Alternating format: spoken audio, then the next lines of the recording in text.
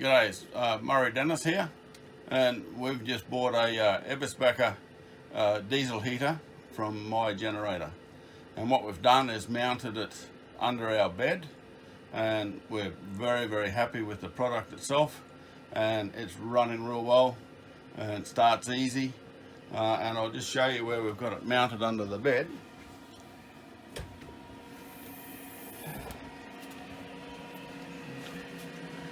So what we've done is mounted it in underneath the bed here, and hopefully you can hear it actually running. You know, the temperature is already very warm, and the noise itself is very good.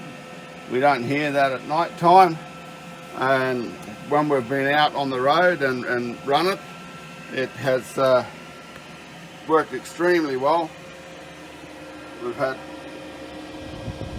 no trouble with it whatsoever, and we would just like to thank my generator for being able to supply us with this particular product. Thanks very much.